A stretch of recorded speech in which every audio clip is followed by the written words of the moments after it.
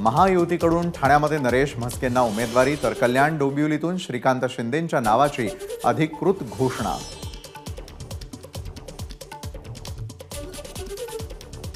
High profile नेता विरुद्ध रस्त्यावरचा कार्यकर्ता अशी स्पर्धा, नरेश म्हस्केंचा राजन विचारेंवर निशाणा।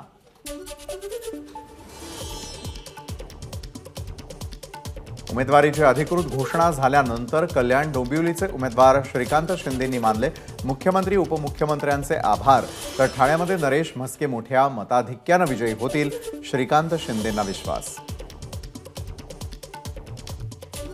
नरेश म्हस्के आणि श्रीकांत शिंदे राज ठाकरे यांच्या भेटीला मुंबई उत्तर पूर्व मतदारसंघाचे उमेदवार मिहिर कोटेचाही शिवतीर्थावर।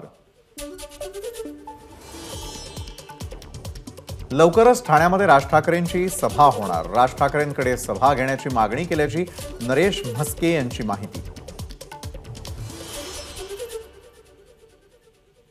नाशिकच्या जागेचा तिढा सुटला, नाशिकमध्ये महायुतीकडून हेमंत गोडसेंना उमेदवारी जाहीर, भाजप राष्ट्रवादीचा आग्रह डावलून नाशिकची जागा स्वतःकडे घेण्यात मुख्यमंत्री शिंदेंना यश। भुजबळ फार्मवर मंत्री दादा भुसे आणि छगन भुजबळांची भेट, उमेदवार विजयी होण्यासाठी कशा पद्धतीने मार्गदर्शन करावं लागेल याबाबत सविस्तर चर्चा झाली, दादा भुसेंची प्रतिक्रिया।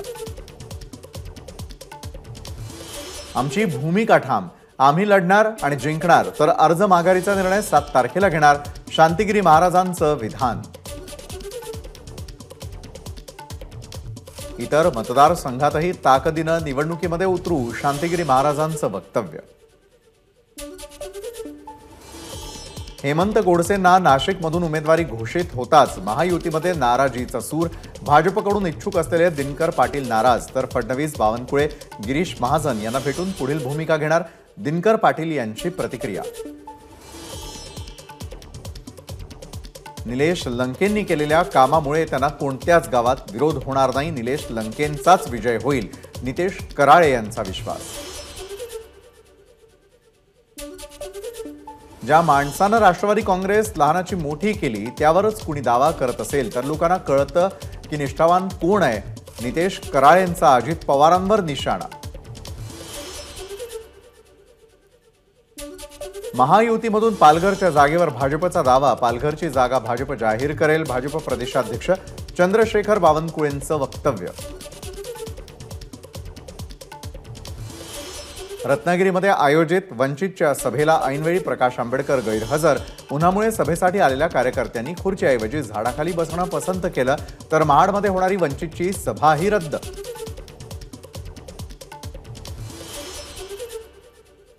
प्रकाश आंबेडकरांची उद्या धाराशिवमध्ये जाहीर सभा, वंचितचे उमेदवार भाऊसाहेब आंधळकरांच्या प्रचारासाठी सभा घेणार। नरेंद्र मोदींच्या विरोधात विरोधकांकडे कुठलाही मुद्दा नाही आणि त्यामुळे खालच्या भाषेत टीका, त्यांच्यावर 10 वर्षात भ्रष्टाचाराचा आरोप झालेला नाही, त्याबद्दल कुणी काही बोलत नाही, मोदींमुळे अनेकांना सत्तेपासून बाजूला राहावं लागलंय, अजित पवारांचं वक्तव्य।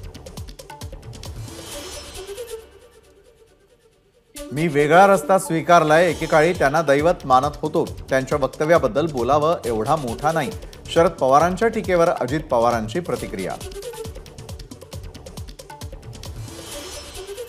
दैवत कधीही बदलत नसतं, देव पावला नाही म्हणून सोडणं म्हणजे आपण दैवताला कधी मानलंच नव्हतं, अंबादास दानवेंचा अजित पवारांना टोला, तर भाजपनं घराघरामध्ये वाद निर्माण केले, त्यामुळे जनता संताप व्यक्त करते, अंबादास दानवेंचं वक्तव्य।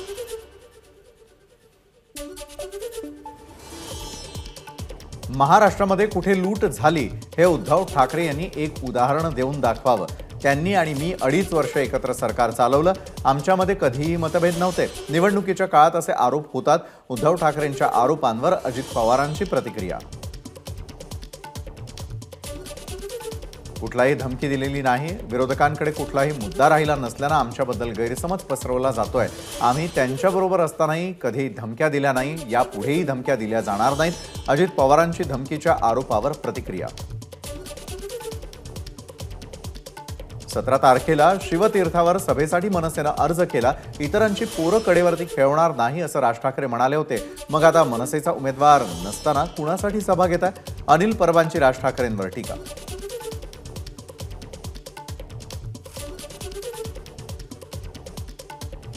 बोलण्याचा स्तर खाली जातोय ही महाराष्ट्राची संस्कृती नाही.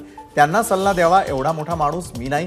गुलाबराव पाटलांची संजय राऊत आणि आदित्य ठाकरेंवर टीका.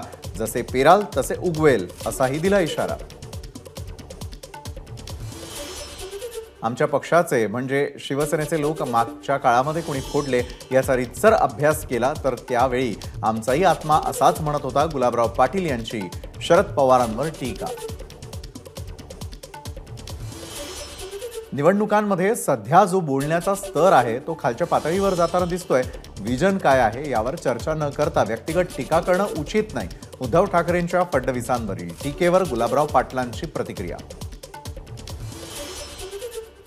सोलापूर लोकसभा उमेदवार राम सातपुते यांच्या प्रचारासाठी त्यांच्या पत्नी संस्कृती उतरल्या मैदानात. पंढरपुरामध्ये महिलांच्या घेतल्या बैठका. कोर्टी इथे घरोघरी जाऊन साधला महिलांशी संवाद. राजकारण म्हटलं की चढ उतार येत असतात. नकारात्मक विचारानं त्याकडे पाहू नये. अन्य राज्यांपेक्षा महाराष्ट्राचं राजकारण सुसंस्कृत म्हणून पाहिलं जातं. राजकीय चिखलफेकीवरून सत्यजित तांबे यांची प्रतिक्रिया. 2.5 वर्ष मुख्यमंत्री असताना उद्धव ठाकरे कोकणासाठी काहीही करू शकले नाही. मग आता कोणत्या अधिकारानं तुम्ही कोकणात येता? दीपक केसरकरांचा ठाकरेंना सवाल. ठाकरेंच्या बोलण्याला बळी पडाल तर कोकणाच्या विकासाला लगाम लागेल. केसरकरांचं वक्तव्य. नारायण राणेंना कोकणामधील जनता निवडून आणू शकली नाही तर येणारा काळ आपल्याला माफ करणार नाही. मंत्री दीपक केसरकरांचं वक्तव्य. तर ठाकरे गटाकडून सहानुभूतीचं राजकारण केलं जात असल्याचाही केसरकरांचा आरोप. मुंबईचे माजी पोलीस आयुक्त संजय पांडे निवडणूक लढवणार असल्याच्या चर्चांना पूर्णविराम. आपण तुर्तास निवडणूक न लढवण्याचा निर्णय घेतल्याची संजय पांडेंची ट्विटद्वारे माहिती. महायुतीचे उत्तर मुंबईमधील उमेदवार आणि भाजप नेते पियुष गोयल यांच्याकडे सुमारे 110 कोटींची संपत्ती. गोयल यांच्यावर एकही गुन्हा दाखल नाही. त्यांच्याकडे व्यावसायिक गाळा अथवा शेतजमीन नाही. बरीचशी गुंतवणूक बँकेतील ठेवी आणि शेअर्सच्या स्वरूपात. उत्तर पूर्व मुंबई मतदारसंघाचे महाविकास आघाडीचे उमेदवार संजय दीना पाटलांकडे 2,30,00,000 रुपये संपत्ती. मात्र त्यांच्याकडे स्वतःचं घर आणि वाहन नसल्याची माहिती. कल्याण लोकसभा मतदारसंघातील महाविकास आघाडीच्या उमेदवार वैशाली दरेकर यांच्याकडे 26,97,086 रुपये संपत्ती. 2009च्या तुलनेमध्ये त्यांच्या संपत्तीत 23,12,996 रुपयांची वाढ. महसूल मंत्री राधाकृष्ण विखे पाटील यांचं शरद पवारांना जिल्ह्यात केलेल्या विकासाबाबत बोलण्यासाठी खुलं आव्हान. शरद पवारांनी विखे पाटलांनी जिल्ह्याचा विकास केला नसल्याची केली होती टीका. धनंजय मुंडे म्हणजे लायकी नसलेला माणूस. त्यांना कशातून बाहेर काढलेलं आहे हे जर सांगितलं तर त्यांना बाहेर फिरणं मुश्किल होईल. आज जे बोललो ते शेवटचं, यापुढे बोलणार नाही. शरद पवारांची धनंजय मुंडेंना इशारा. तर धनंजय मुंडेंनी केली होती शरद पवारांवर टीका. सर्वसामान्यांचे प्रश्न संसदेमध्ये मांडण्याचं काम सुप्रिया सुळेंनी केलं. त्यांचं काम बोलतंय त्यामुळे पुन्हा एकदा त्या प्रचंड मताधिक्यानं निवडून येतील. रोहिणी खडसे यांना विश्वास. पंतप्रधान नरेंद्र मोदी यांची अहमदनगर इथे 6 तारखेला सुजय विखे यांच्या प्रचारासाठी जाहीर सभा. या सभेला चांगला प्रतिसाद मिळेल. राधाकृष्ण विखे पाटील यांनी व्यक्त केला विश्वास. प्रशासनाकडून पंतप्रधानांच्या दौऱ्याबाबत तयारी सुरू. विखे पाटलांची माहिती.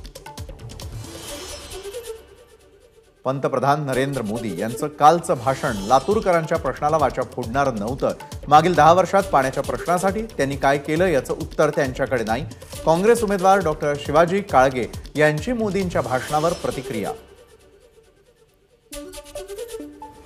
मी निष्क्रिय खासदार आहे तर पंतप्रधान मोदी विरोधात सभा का घेतात? ठाकरे गटाचे उमेदवार ओमराजे निंबाळकर यांचा सवाल. धाराशिवमध्ये अर्चना पाटील यांच्यासाठी मोदी यांनी घेतलेल्या सभेवर ओमराजे निंबाळकरांची टीका. दिल्लीहून मोदी शहा यांच्या औरंगजेबाप्रमाणे राज्यामध्ये स्वाऱ्या होत आहेत. त्यांच्यापासून महाराष्ट्राचं संरक्षण करण्याची जबाबदारी पुन्हा एकदा आपल्यावर पडली आहे. नरेंद्र मोदी आणि आमच्या नेत्यांना नाव ठेवणं, महाराष्ट्रद्रोही बोलणं याची संजय राऊतांना लाज वाटली पाहिजे. मोदी शहा हे शिवरायांचे मावळे. त्यांनी महाराष्ट्र वाचवला. नितेश राणे यांची संजय राऊत यांच्यावर टीका. महाराष्ट्राला उभं करणारी महाविकास आघाडी आहे. महायुतीमधील त्रिकुटानं महाराष्ट्राला लुटलं, महाराष्ट्र खिळखिळा केला, म्हणूनच देशाच्या पंतप्रधानांना दारोदारी फिरण्याची वेळ आली. विजय वडेट्टीवारांची टीका. भाजपच्या पाठिंब्यानं आरोप केले असं किरीट सोमय्या म्हणतात. भाजपला हे मान्य आहे का? अनिल परबांचा सवाल. तर रवींद्र वायकर, यामिनी जाधव आणि राहुल शेवाळेंच्या प्रचारासाठी भाजपनं तिकीट किरीट सोमय्यांना स्टार प्रचारक करावं, परबांची मागणी. आता संजय निरुपम यांनी रवींद्र वायकर यांच्या निवडणूक प्रचार प्रमुख बनलं पाहिजे. त्यांना उत्तर पश्चिम मतदारसंघाची संपूर्ण माहिती आहे. त्यांचा शिवसेनेला खूप उपयोग होईल, त्यामुळे त्यांना शिवसेनेत घेतलं पाहिजे. भाजप नेते मोहित कंबोज यांची एक्स पोस्ट.